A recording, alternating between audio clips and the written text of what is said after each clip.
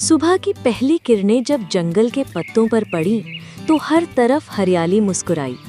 ओस से भीगी घास पर सूरज की रोशनी तैर रही थी। पत्तों से टपकती बूंदों की आवाज जैसे कह रही हूँ, नया दिन शुरू हो चुका है।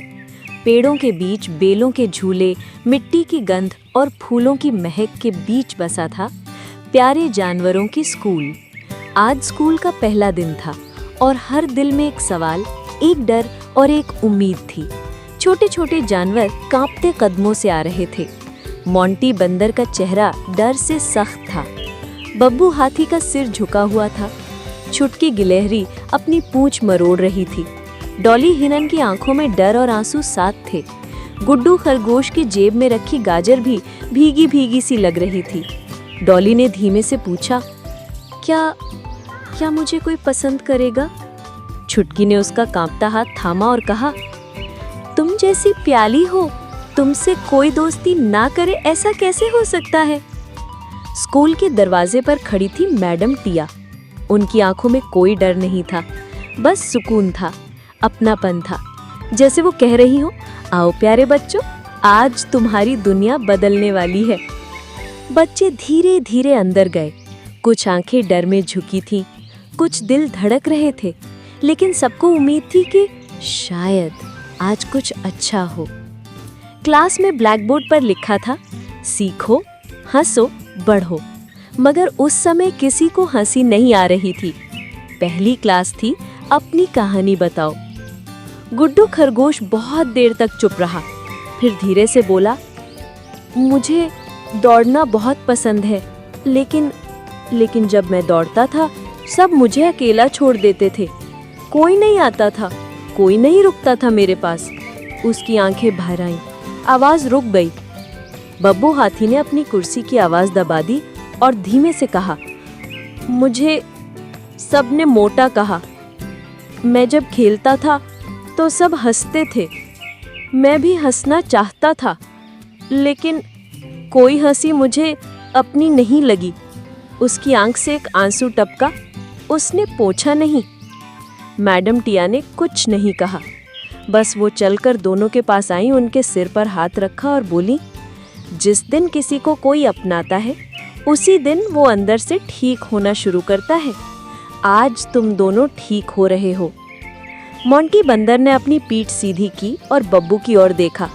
वो चुपचाप उठा और बोला, बब्बू, आज से तुम मेरे सबसे अच्छे दोस्त हो। बब्बू कुछ नहीं बोल पाया। उसने बस मोंटी का हाथ थामा और दिल से मुस्कुराया। दूसरी क्लास थी पेड़ की छांव में किताब पढ़ना। सभी जानवर पेड़ के नीचे बैठे।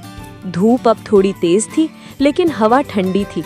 पत्तियों की सरसराहट के बीच एक चुप्पी फैली थी जो बहुत गहरी थी। डॉली ने अपनी किताब खोली। उसका हाथ कांप रहा था, लेकिन उसने पढ़ा, दोस्ती वो धागा है जो बिना बांधे दिलों को बांध देता है। गुड्डू ने किताब बंद कर दी। उसकी आवाज कांप रही थी, ये लाइन जैसे मेरे लिए ही है। बब्बू ने बिना कोई बात किए गुड्डू को गले लगा लिया। तीसरी क्लास थी लंच टाइम। सबने अपने अपने डिब्बे खोले, लेकिन किसी ने भी सीधे खाना शुरू नहीं किया। गुड्डू ने सबसे पहले कहा, आज हम सब एक दूसरे से खाना बांटेंगे, क्योंकि अकेले खाने से पेट भरता है, पर साथ खाने से दिल भरता है।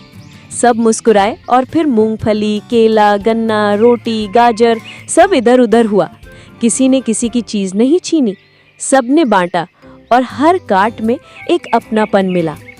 अब आई आखिरी क्लास, भावनाओं की क्लास। मैडम टिया ने बहुत धीमे से पूछा, आज क्या महसूस हुआ बच्चों?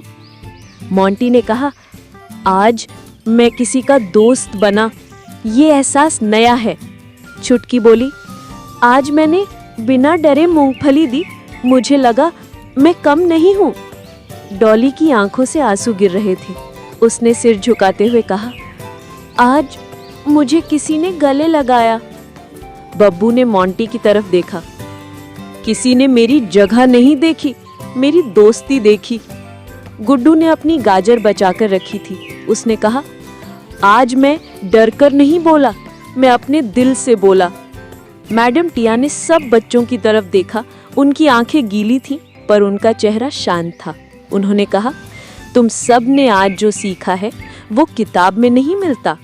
किसी का दर्द समझना, किसी की मुस्कान की वजह बनना, वही असली पढ़ाई होती है। स्कूल की घंटी बजी, लेकिन आज किसी के मन में स्कूल छोटा नहीं था। सूरज ढलने लगा, पक्षी लौटने लगे, बच्चे धीरे धीरे अपने घर की ओर बढ़े। गुड्डू सबसे आखिर में निकला। उसने स्कूल को देखा और धीरे से कहा, आज का दिन मेरी जिंदगी का सबसे अच्छा दिन था। और फिर वो मुस्कुराते हुए घर की ओर चल पड़ा, दिन में दोस्ती का उजाला लिए और आंखों में एक नया सपना।